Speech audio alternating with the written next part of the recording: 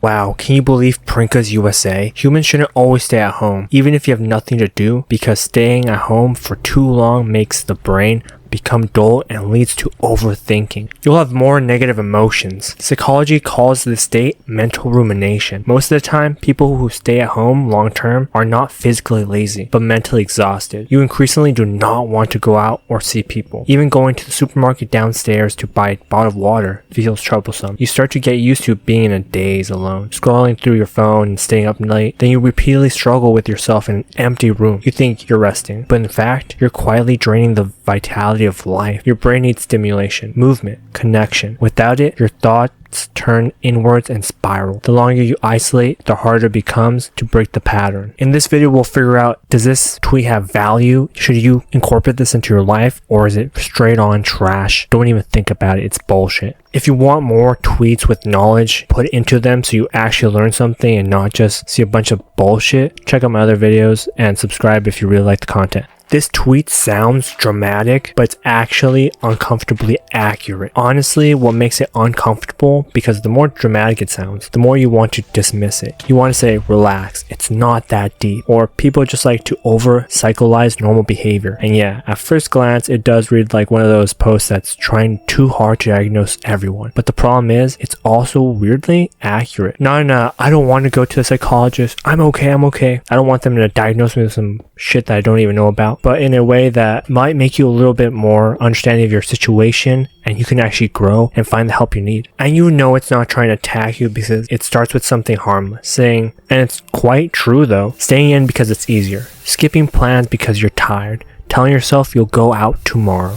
And at first it actually feels like rest, no pressure. You don't have to use all your social energy on this. No expectations, just you, your room, your phone, and the idea that you're finally getting a break. And that's why this tweet is pretty good, because it's describing something that feels normal while it's happening, but it's scary thinking about it. Staying home doesn't immediately make you sad. It doesn't feel dangerous. It's called home for a reason, and it makes you feel very peaceful. It feels like you have control. You have predictability. You don't have to deal with awkward conversations, traffic, small talk, or some other shit that you don't want to deal with. You know, the shit that people bring to you. You get to exist without resistance. And for a while, that feels amazing. But then something activates, shifts, and it's so quiet you don't even notice it. Your brain starts feeling dull, not depressed, not anxious in a very obvious way, just foggy. Like your thoughts don't have anywhere to go, so they start looping. You replay the same worries, the same what ifs, the same self-diagnosis. You scroll not because you're entertained, but because it fills the silence. And even then, the scrolling doesn't really land. It just passes time. That's the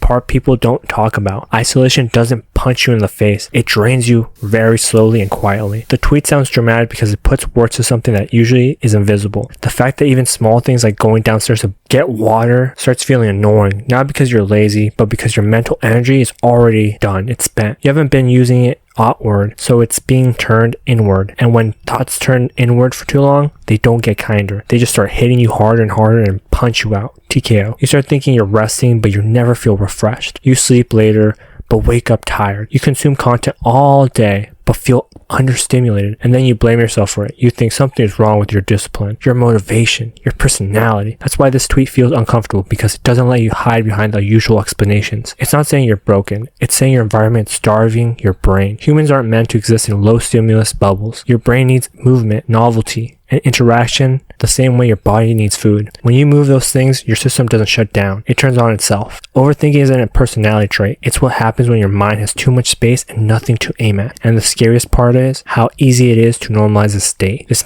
mind state. You get used to being in a daze. You get used to the nights blending into mornings. You get used to not seeing people, and because nothing catastrophic happens right away, you assume you're fine. But fine slowly turns into numb, and numb turns into exhausted, and exhausted turns into avoiding anything that might require effort, including the things that would actually help. That's why calling this dramatic misses the point. The drama isn't in the words or the language it's using. It's in how quietly everything starts settling in. So all in all, yeah, this tweet sounds dramatic, but that's only because most people don't want to admit how common this experience is. They'd rather call it exaggeration than look at how much time they've spent alone with their thoughts, wondering why their energy keeps dropping. This is exactly a tweet that most people should look at? Let's see the psychology of it. People hear the words like mental rumination and immediately tune out. This is boring. It sounds clinical. It sounds boring, like something that only applies to extreme cases. But mental rumination isn't rare, and it's not that dramatic. It's actually one of the most normal reactions the brain has when it doesn't have enough going on the outside of itself. At its simplest, mental rumination is what happens when your brain has no external input. That's it. No anything else, no disorders, just a mind with too much unused capacity. Your brain is built to respond to things. Movement, sound, people, problems in the real world. When those things disappear, the brain doesn't relax. It redirects. And the easiest thing for it to redirect towards is itself. Your thoughts become the environment. At first, it just feels like thinking, reflection, processing, to tell yourself you're just in your head today. But when nothing new comes for a very long time, thinking turns into looping. The same idea came back over and over and over again. The same worries, the same regrets, the same questions with no answers. That's what people mean when they say your thoughts start eating themselves. Without new input, your mind reuses old material. It doesn't generate clarity. It generates repetition. And repetition without resolution feels exhausting. Not because the thoughts are deep, but because they go nowhere. This is why isolation messes with people even when nothing is technically wrong. You don't need trauma. You don't need a crisis. You just need too much sameness. Your brain needs friction to stay healthy. Not stress, friction. Resistance that comes from interacting with the world, walking somewhere unfamiliar, hearing another person's voice, having to respond to something that isn't you. Friction wakes the brain up. When you move your body, your nervous system shifts. When you talk to someone, even briefly, your attention moves outward. When something unexpected happens, a conversation, some type of noise, a change of scenery, your brain stops looping and starts positioning things in place. That's exactly why people feel better after doing something small outside. Even if they didn't enjoy it that much, the benefit isn't the activity itself, it's the redirection of attention. Isolation, especially in this context, doesn't mean being alone forever. It means being alone too long without interpreting the situation. There's a big difference between choosing solitude and drifting into it. One is restorative, the other is draining. The problem is that from the inside, they feel very similar at first, but they're both very quiet. Both reduce pressure. Both remove social demand, but only one of them feeds the brain. When solitude has boundaries, your mind knows it'll re-engage. When isolation stretches on without contrast, your brain starts conserving energy. It reduces motivation, not because you're weak, but because it's adapting to a low stimulation environment. This is where people get confused. They think the dull, heavy feeling means they're lazy. There's something wrong with the discipline, that they lost their drive. But that dullness isn't a moral failure. It's understimulation. Your brain is bored in the same way a muscle is really tense when you work it out. Scrolling doesn't fix this because it isn't really going outside. It's passive, predictable, and endless. Your brain doesn't have to respond. It doesn't have to move, decide, or engage. So it stays half awake, not resting, not working, just going through the motions. That going through the motion state is exhausting. Over time, even small tasks feel harder. Not because they're difficult, but because your mental energy isn't being replenished. You haven't been giving your brain anything to work with besides itself. That's why people can sit at home all day and feel more tired than someone who's been busy. The tiredness isn't physical, it's cognitive. Your brain needs novelty the way lungs need air. New sights, new sounds, new interactions. Not constant stimulation, just regular variation. Without it, everything starts to feel flat. Time blurs, days blend together, and motivation drops because motivation is a response to opportunity and not a command you issue to yourself. So when someone says, I don't feel like going out, even though I know it might help, that's not a contradiction. That's the brain protecting itself from the effort when it already feels depleted. Understanding this changes the whole conversation. It means the solution isn't forcing yourself to be productive or social or disciplined. It's restoring basic input. Giving your brain something new to think about besides old thoughts. A walk, a conversation, a different room, a small task done in public. These aren't lifestyle upgrades. They're just maintenance. You should live your life this way. Once you see a mental rumination for what it is, a signal, not a flaw, it becomes less scary. You stop fighting yourself and start adjusting to your environment. And that's exactly what to keep in mind when you're reading this. It's just a little bit of something to think about to improve your life. So here's the trap that lots of people fall into. There's a part no one likes to admit, because from the inside it all feels reasonable. You scroll because it feels like activity. Your thumb is moving. New things are appearing on the screen. time is passing. It looks like you're doing something, but nothing's being asked of you. You don't have to decide, respond, move, or commit. It's stimulation without participation, and that's why it's so seductive when your energy's low. Scrolling becomes the perfect placeholder for living. It fills the gaps in the days without giving anything back. And the scary part is how convincing it feels in the moment. You tell yourself you're just unwinding or taking a break, but the break never ends. It just resets your intention lower and lower until even standing up feels like effort. Then they're staying up late. Late nights feel powerful when your days feel empty. When nothing meaningful happens between waking up and sunset, nighttime becomes the only space that feels like yours. No expectations, no messages, no sense that you should be somewhere else. You get to exist without being measured. So you stay up, you scroll more, you watch one more thing. Not because you're energized, but because sleeping means tomorrow starts again. And tomorrow looks exactly like today. Staying up late isn't rebellion, it's control. It's a quiet way of saying, at least this time is mine. Even if it costs you the next day's energy. And then the cycle continues. You wake up tired, you move slower, you feel behind before the day even starts. That's when small tasks begin to feel heavy. Not because they're hard, but because your mental energy is already depleted. Sending a message, taking a shower, going outside. These things don't require much effort physically, but mentally they feel enormous. Every decision feels like it's asking too much. And when that happens, you start negotiating with yourself consistently. I'll do it later. Tomorrow will be better. I just need one more day to reset. But tomorrow doesn't reset anything because the environment stays the same. So you avoid going out. Not dramatically. You don't announce it. You just decline invites. You don't make plans. You tell yourself you're not in the mood. And at first, staying in feels like relief. No pressure, no energy drain,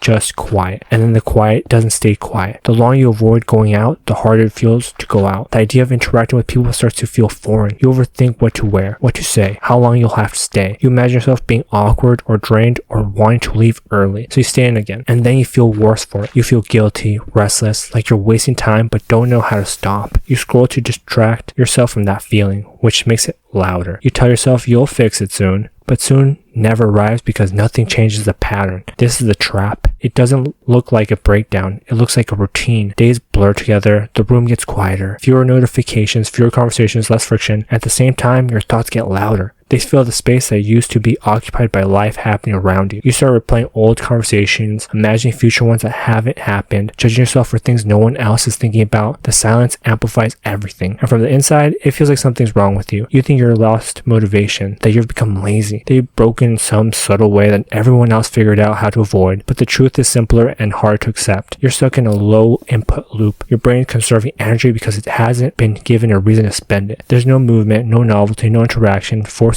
to engage, so it turns inwards and ruminates. It magnifies problems because there's nothing else to focus on. And the worst part is how self-reinforcing it is. The less you do, the less capable you feel. The less capable you feel, the more you avoid. The more you avoid, the smaller your world gets.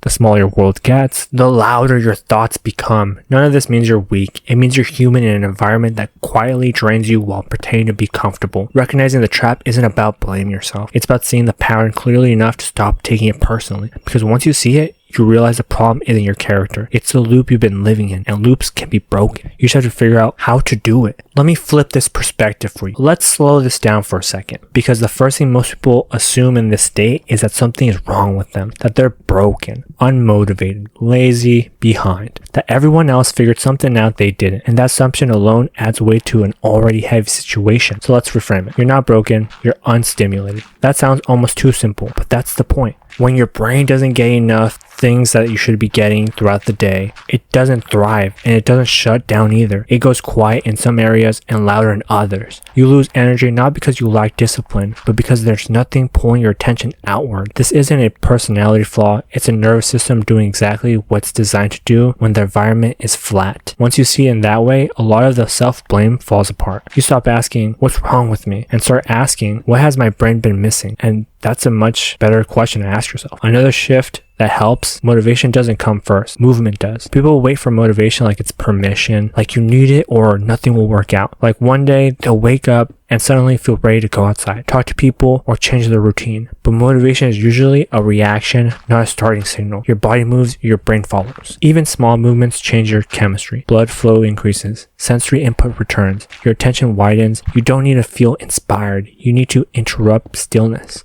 A walk around the block does more for motivation than an hour of convincing yourself you should do something. This is why forcing yourself to think differently rarely works. Thoughts follow action, not the other way around. The same thing applies socially. You don't need a big social life. You don't need constant plans or a packed calendar. You just need regular human interaction, contact. A short conversation, eye contact, a voice that isn't coming from your phone. We've turned socializing into a performance metric. Like it only counts if it's exciting or meaningful or lasts all night. But your brain doesn't need depth all the time. It needs signals that you're not alone in this world. Regular low pressure interaction does more than intense social bursts followed by long isolation. It keeps the nervous system calibrated. It reminds your brain that other people exist and that interacting with them doesn't require huge energy cost. Another important reframe, going outside isn't productivity. It's maintenance. You don't go outside to achieve something. You go outside to keep the system running. Just like you don't brush your teeth to win anything, you do it to prevent decay. When everything in life gets measured by output, basic maintenance start to feel pointless. If you didn't accomplish anything, you assume the day was wasted. But that mindset slowly erodes your baseline from functioning. Sunlight, fresh air, changing scenery, these aren't rewards for being productive. They're just something your brain needs and expects by default. Skipping them doesn't save energy, it drains it. And finally, remember this. Your brain wakes up when your body does. You can think your way into clarity while staying physically still. The brain is part of the body, not a separate command center floating above it. When your body stays stagnant, your mind follows. Movement doesn't have to be intense. It doesn't have to be structured. It just has to be real. Walking, stretching, standing outside, doing something that creates sensation instead of stimulation. When the body engages with the world, the brain stops spiraling inwards. Thoughts loosen, perspective widens, problem shrinks to their actual sides. None of this means everything suddenly feels easy. This isn't a promise of instant happiness. It's a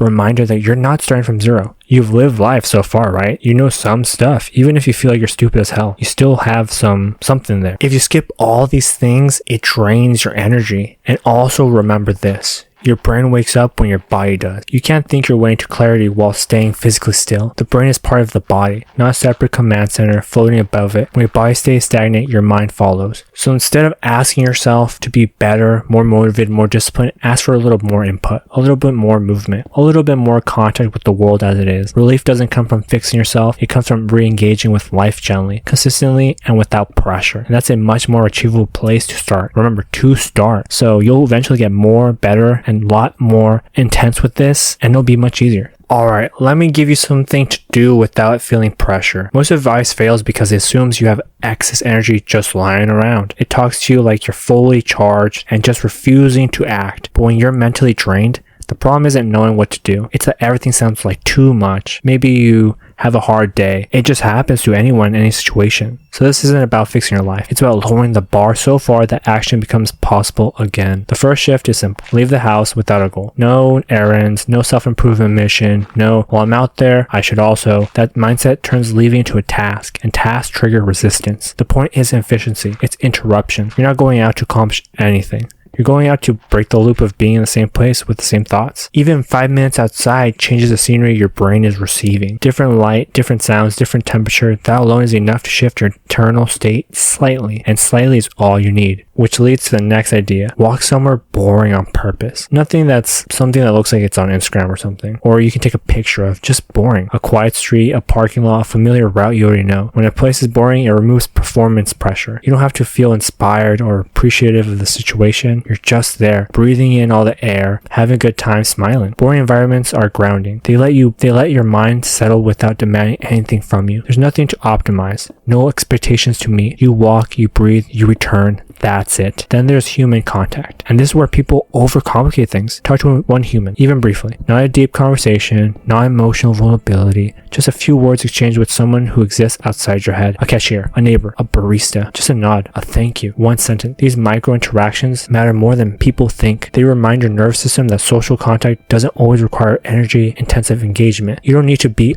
on. You just need acknowledgement. One interaction is enough to recalibrate your sense of isolation. Not forever, just for that moment. Another low resistant move, change environments before changing habits. People try to fix themselves while staying in the exact place that reinforces the problem. Same room, same chair, same lighting, same time of day. Then they wonder why nothing shifts. Nothing changes. Environment does have to work for you. A different room, a library, a cafe, a park bench, even sitting in your car somewhere else. You don't need a new routine yet. You need a new backdrop. Just change the fucking scenery, man. That's all you really have to do for right now. Habits are easy to change once the environment stops pulling you back into the same mental grooves. Think of it like that. You're not going to remodel a house while standing in a locked closet. You step outside first. Finally, the most important permission. Do it badly, inconsistently, but often. This is where most people get stuck. They try something once, it doesn't work, and they are quiet. Or they miss a day and decide they're failed. Their mindset turns small actions into tests, and nobody wants to keep failing tests. And also remember,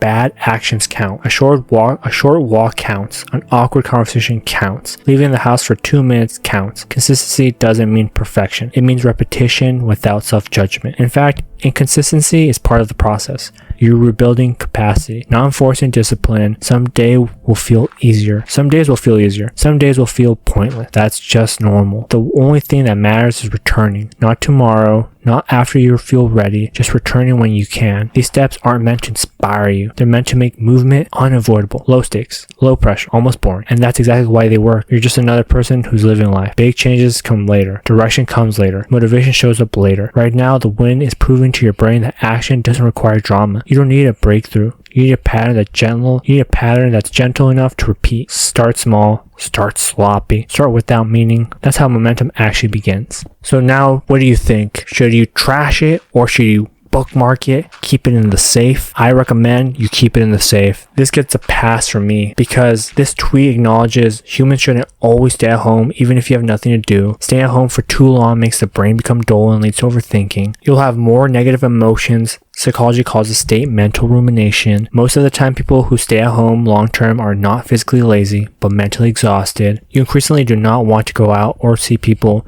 and much more. So the tweet, very valid, very useful. What do you think? Leave it down below. This is exactly why I like to talk about this stuff and let you guys know all this information, just in case you guys are really feeling down. And if you're feeling down, you need a lot of help, fill out the form up above and we'll talk soon. I have something planned. Alright guys, peace.